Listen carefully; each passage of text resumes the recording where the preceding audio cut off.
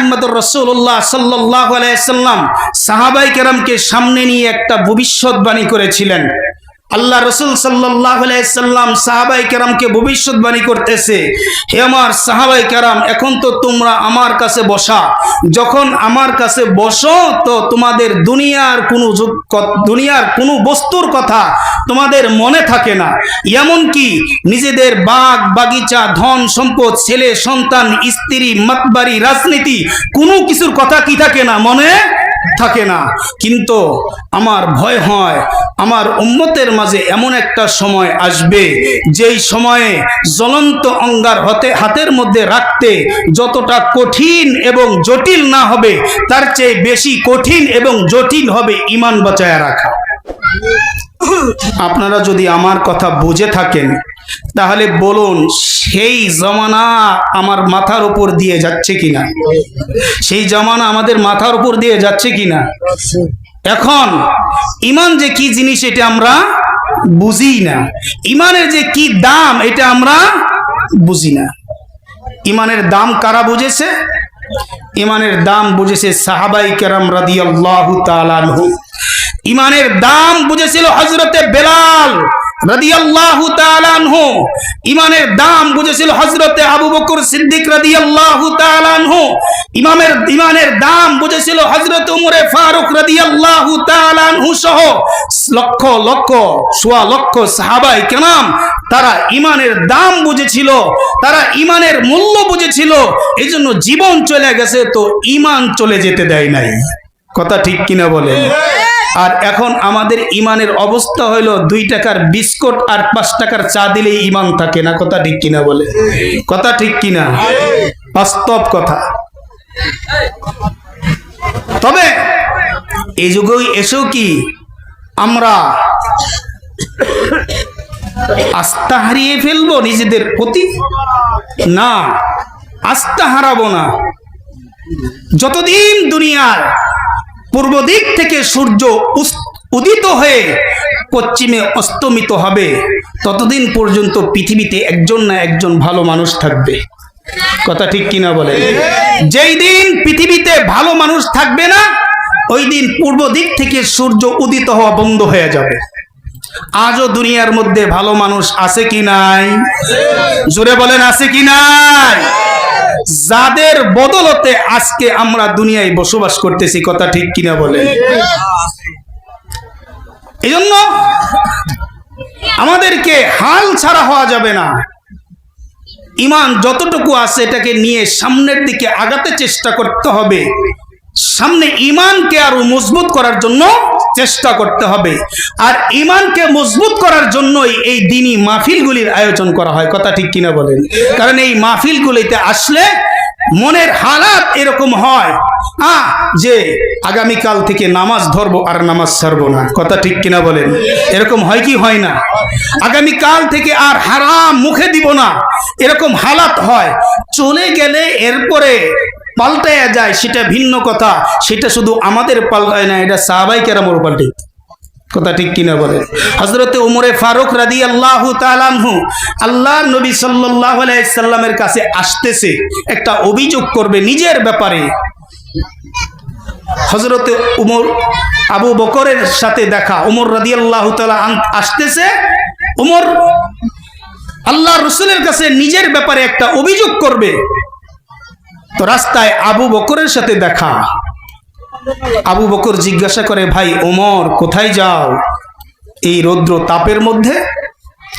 বলে, আল্লাহ রসুলের দরবারে যাইতেছি। বলে, কেন এই দুপুরে আল্লাহ রসুলের কাছে যাইতেছো কেন? বলে, আমার নিজের ব্যাপারে একটা অভিযোগ দেওয়ার জন্য। বলে, নিজের ব্যাপারে কিসের অভিযোগ? বলে, আমার মন বলতেছে উমর মুনাফিক হয়ে গেছে। বলে, নাউজুবিল্লাহ, উমর মুনাফিক হয়ে গেছে। আবু বকর জিজ্ঞাসা করে, ভাই তোমার এরকম মনে হলো কেন? বলে আমি যখন আল্লাহ রসুলের দরবারে থাকি দুনিয়ার প্রতি আমার কোনো আসক্ত থাকে না, দুনিয়ার কোনো জিনিসের প্রতি আমার মহাব্বত থাকে না, স্মরণ আসে না। কিন্তু যখন নবীর দরবার থেকে বাড়িতে চলে আসি তো দুনিয়ার সব জিনিসের মহব্বত অন্তরের মধ্যে চলে আসে। তো নবীর সামনে থাকলে এক হালাত, নবীর থেকে দূরে আসলে আরেক হালাত, এটা তো মুনাফিকের আলামত। এই জন্য আল্লাহ রসুলের কাছে জানাইতে যাইতেছি। তো আবু বকর বলতেছে, ভাই এটা তো আমারও অবস্থা। সুবহানাল্লাহ বলবেন না? এই অবস্থা তো আমারও, চলো দুইজনে যাই। দুইজনে আল্লাহর নবীর দরবারে গেছে। আল্লাহর নবীর দরবারে যা অভিযোগ করছে, ইয়া রাসূলুল্লাহ, উমর তো মুনাফিক হয়ে গেছে। আল্লাহর নবী, ইন্না লিল্লাহ, কি বলতেছো তুমি? বলে কিভাবে? বলে আপনার দরবারে আসলে এক হালাত থাকে, দুনিয়ার কোনো জিনিসের কথা মনে থাকে না। আপনার দরবার থেকে যখন চলে যায় তখন দুনিয়ার সমস্ত জিনিসের কথা অন্তরের মধ্যে জেঁকে বসে। এই আলামত তো ভালো আলামত না। আল্লাহ রসুল সাল্লাল্লাহু আলাইহি সাল্লাম বলেন, বলে এটাই ইমানের আলামত। আমার সামনে যেভাবে তোমরা থাকো এইভাবে যদি সর্ব অবস্থায় তোমরা থাকতে পারতা, ফেরেশতারা তোমাদের সাথে মুসাফা করত। তাহলে এই জমানা আমাদের ইমান দুর্বল, এই জন্য ভয় নাই, ভয় নাই, সামনে আগাতে হবে। কথা ঠিক কিনা বলেন? সামনে আগাতে হবে, ভয় নাই। আমলকে সাথে নিয়ে আগাইলে আল্লাহ তাআলা ইমানকে কি করবে? মজবুত করে দিবে। আমি এখানে বসে প্রথমেই আপনাদের থেকে একটা ওয়াদা নিয়েছিলাম। কোন উদ্দেশ্যে আসছি? আল্লাহ এবং আল্লাহর রাসূলকে রাজি খুশি করানোর জন্য। কথা ঠিক কিনা বলেন? এই রাজি খুশি করানোর ক্ষেত্রে আমরা অনুসরণ করব কাদের? সাহাবায়ে কেরামদের। কাদের? সাহাবায়ে কেরামদের। সাহাবায়ে কেরাম রাদিয়াল্লাহু তাআলা আনহুম আল্লাহ এবং আল্লাহর রাসূলকে কোন তরিকায় কিভাবে ভালোবাসতেন, আমরা ওইভাবে আল্লাহর রাসূলকে কি করব? ভালোবাসবো। তারা ইমানকে কিভাবে তাজা রাখছেন, তারা ইমানের জন্য কতটা ত্যাগ স্বীকার করছেন, সেই তরিকায় সেই নমুনায় যদি আমরা চলতে পারি তো আমাদের ইমান মজবুত হবে, আল্লাহর প্রতি মহাব্বত ঘনিষ্ঠ হবে, আল্লাহ রসুলের প্রতি মহাব্বত বাড়বে। কথা ঠিক কিনা বলেন? যার মুখে দাড়ি নাই দাড়ি উঠবে, যে নামাজি নয় সে নামাজে যাবে, যে সুন্নতি পোশাক পরে না সুন্নতি পোশাক তার শরীরে উঠবে। কথা ঠিক কিনা বলেন? বন্ধু, সাহাবায়ে কেরাম আল্লাহ এবং আল্লাহর রাসূলকে কেমন ভালোবাসতেন? এক নম্বর সাহাবী, আল্লাহর নবীর পরে পৃথিবীর মধ্যে সবচাইতে শ্রেষ্ঠ মানব, মহামানব মুহাম্মদুর রাসূলুল্লাহ সাল্লাল্লাহু আলাইহি সাল্লামের পরে দুনিয়ার মধ্যে যার মর্যাদা সবচাইতে বেশি তিনি হলেন হযরতে আবু বকর সিদ্দিক রাদিয়াল্লাহু তাআলা আনহু। এই আবু বকর আল্লাহর রাসূলকে কেমন মহব্বত করত! নম্র তবিয়তের মানুষ ছিল, মানুষের সাথে কখনো খারাপ আচরণ করে নাই। আবু বকর ঈমান আনার পরে অনেক মানুষ আবু বকরকে গালি দিয়েছে। আবু বকর তার মাকে গালি, আবু বকরের মাকে গালি দিয়েছে, আবু বকরের বাবাকে গালি দিয়েছে। আবু বকরের শরীরের মধ্যে কোনোদিন লাগে নাই। ও মুমিনেরা, একটু খেয়াল করিয়া শুনো। কিন্তু আবু বকরের সামনে কোনো কাফের যদি আল্লাহ এবং আল্লাহর রাসূলকে গালি দিত তো এই নম্র তবিয়তের মানুষটা এমন গরম হইতো কল্পনা করা যায় না। কোরআনের আয়াত নাজিল হলো, ওয়া মান ইউকরিদুল্লাহা করদান হাসানা। এই আয়াত নাজিল হলো, নাজিল হওয়ার পরে কাফেররা মহা একটা সুযোগ পায়া গেল। আয়াতের অর্থ হলো, এমন কে আছো আমি আল্লাহকে কর্জে হাসানা দিবা? ভালো করে বুঝো মিয়া, করজে হাসানা ঋণ কে নাই যে অভাবী, কথা ঠিক কিনা? যার ঘরে থাকে না সে তো আরেকজনের ঘরে হাওলাতের জন্য যায় ঋণ করে। যার পকেটে টাকা থাকে না আরেকজনের কাছে টাকা ঋণ করে, ধার করে, কথা ঠিক কিনা? ও বাবা আমার কথা বুঝো কিনা? বুঝলে কথা বলতে হবে, কথা বলতে হবে। যে দরিদ্র, যার কাছে কিছু থাকে না, যে নিঃস্ব, সে তো করজে হাসানা নাই, সে তো মানুষের কাছে থেকে ঋণ নেয়। আল্লাহ তাআলা মানুষদেরকে প্রশ্ন করতেছেন, এমন কে আছো যে আমাকে করজে হাসানা দিবা, আমাকে ঋণ দিবা? এই আয়াত নাযিল হওয়ার পরে কাফেরেরা তারা যেন আসমান হাতের কাছে পেয়ে গেল, তারা আসমান হাতের কাছে পেয়ে গেল। হায় হায়, মুহাম্মাদের খোদা কত নিঃস্ব, খোদা বলেন নাউজুবিল্লাহ, আরো জোরে বলেন নাউজুবিল্লাহ। মুহাম্মাদের খোদা কত দরিদ্র খোদা, মুহাম্মাদের খোদা কত নিঃস্ব খোদা। এখন তার বান্দাদের কাছে করজে হাসানা চায়। তারা এই আলোচনা পর্যালোচনা ধিক্কারের সাথে গলিতে গলিতে বলে বেড়াইতেছে। হযরতে আবু বকর সিদ্দিক রাদিয়াল্লাহু তাআলা আনহু রাস্তা দিয়া যাইতেছে। দুইজন ইহুদি আবু বকরকে দেখে চেতাইতেছে, চেতানোর জন্য বলতেছে, দেখো দেখো ওই যে কুহাফার ছেলে আবু বকর যায়, যেই আল্লাহর প্রতি ঈমান আনছে, ওই আল্লাহ এত দুর্বল, এত নিঃস্ব যে এদের কাছে করজে হাসানা চাইছে। দেখবেন দুনিয়ার মধ্যে বক্র মেজাজের কিছু মানুষ থাকে, টুপি দেখলে জ্বালা পোড়া সৃষ্টি হয়, দাড়ি দেখলে জ্বালা পোড়া সৃষ্টি হয়, পাগড়ি দেখলে জ্বালা পোড়া সৃষ্টি হয়। তো ইমাম সাহেব যাইতেছে লম্বা জুব্বা গায়ে দিয়া, দেখলে কয় দুনিয়ার কাপড়ের দাম বাড়াইছে কেডা রে বন্ধু? কয় ইমাম সাহেবেরা, কথা ঠিক কিনা বলে? কাপড়ের দাম কে বাড়াইছে? ইমাম সাহেব, কারণ ওই লম্বা জামা পরে। টিটকারি মেরে কথা বলে, তাহলে দাঁড়িয়ে তো লম্বা হয়েছে যেন মাটিতে ঝুলে পড়ে যাবে। না পাকলে যাকে বলেন নাউজুবিল্লাহ। এরকম কিছু মানুষ থাকে, দাড়ি টুপিওয়ালাকে দেখলেই টিটকারি করে, এখনো আছে কি নাই? এরা কোন মার্কা লোক? এরা আবু জেহেল মার্কা, কথা ঠিক কিনা? এরা কোন দলের লোক? এরা আবু জেহেলের দলের লোক, কথা ঠিক কিনা? ওই দুইজন ইহুদি রাস্তার মধ্যে হযরত আবু বকর সিদ্দিক রাদিয়াল্লাহু তাআলা আনহু নম্র মেজাজের মানুষ, চক্ষুটা কখনো উপরের দিকে তুলিয়া আবু বকর হাঁটে না। আবু বকর সব সময় মাটির দিকে তাকায়া তাকায়া হাঁটে, মাটির দিকে তাকায়া তাকায়া নসিহত গ্রহণ করে। তো আবু বকরকে দেখে ওই দুই ইহুদি টিটকারি করতেছে, আবু বকরকে শোনায়া শোনায়া বলতেছে, দেখো দেখো আবু বকরের খোদা কত নিঃস্ব, কত দরিদ্র, এখন নাকি তাদের কাছে ঋণ চায়, ঋণ চায়। এই কথা শোনার পরে নম্র মেজাজের আবু বকরের মেজাজ গরম হয়ে গেছে। বলেন সুবহানাল্লাহ, আরো জোরে বলেন সুবহানাল্লাহ। পিছনের লোকগুলি সুবহানাল্লাহ বলে না। কি গো, শয়তানে গলা চাপ দিছে নাকি? এই শয়তানে গলা চাপ দিয়ে ধরছে নাকি? জোরে বলেন সুবহানাল্লাহ। সুবহানাল্লাহ বলে তো গুনাহ হবে না, গুনাহ হবে, গুনাহ হবে না, বরং এখানে যতক্ষণ বসে থাকবো আমাদের আমল নামায় ফেরেশতারা নেকি লিখতেই থাকবে, লিখতেই থাকবে, লিখতেই থাকবে। আরো জোরে বলে সুবহানাল্লাহ। কারণ এখানে আমরা কারো গীবত করব না, রাজনীতি কোনো আলোচনা হবে না। কারণ রাজনীতি আলোচনা হইলে সেখানে গীবত হয়, একজন আরেকজনের দুষ্টুরিটি না বললে রাজনীতি হয় না, কথা ঠিক কিনা বলেন?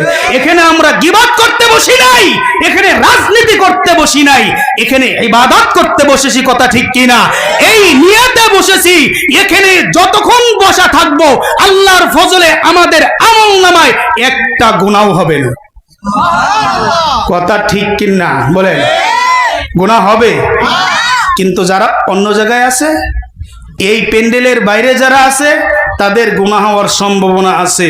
অনেকে চিন্তা করতেছে মাইকের আওয়াজ তো ঘরের ভিতর থেকেই শোনা যায়, তো ঘরের ভিতর থেকেই শুনি, বলে সেখানে গুনাহ হওয়ার সম্ভাবনা আছে। 3-4 জন একসাথে বসছে, তো মাঝে মাঝে কথা বলবো, মাঝখান দিয়া ভিটামিন ট্যাবলেট একটা ঢুকে যাবো। মিশা কথা ঠিক কিনা বলে?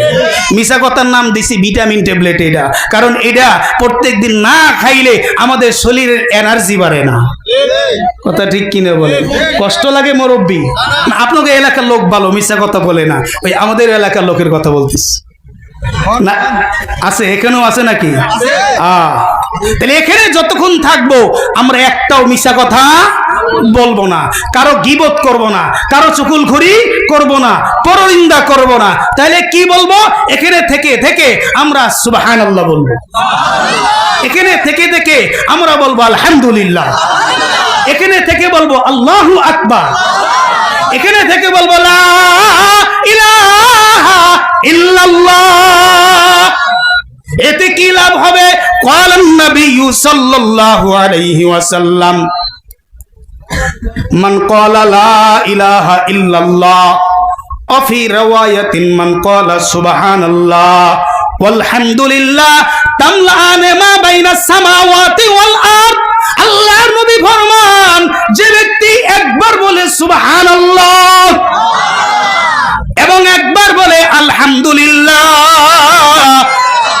তামলাআন মা বাইনাস সামাওয়াতি ওয়াল আরদ। ও যুবক, ও বৃদ্ধ, ও মুরব্বী, আরেকবার সুবহানাল্লাহ বলার জন্য রেডি হও, আরেকবার সুবহানাল্লাহ বলার জন্য রেডি হও।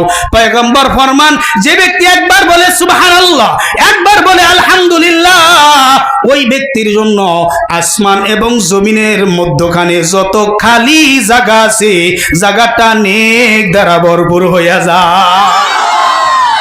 খুশি না বেজার? এখানে এসে ঠকছি না জিতছি? জিতেছি। ঠকছি করে করে আবার জিতেছি। ভাইরা আমার, বন্ধুরা আমার, হযরতে আবু বকর অনেক কঠোর মেজাজের মানুষ।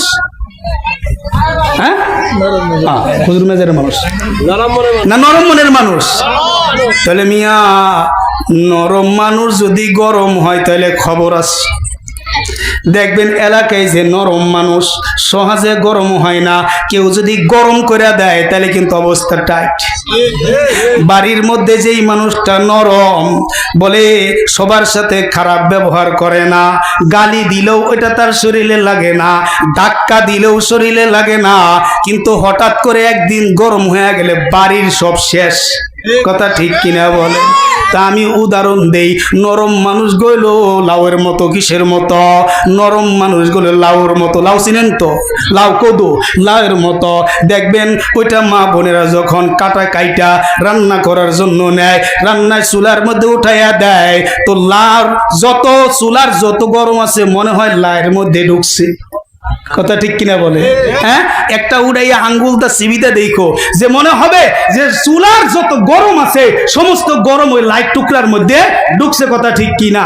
আবার এই লাউটাকে যখন শীতের রাত্র রাইখা দিবা, সকাল বেলা এক টুকরা লাউ উঠাইয়া আঙ্গুলটা ঢুকাইয়া দেখো, মনে হবে রাত্রের সমস্ত শীত ওর মধ্যে ঢুকছে।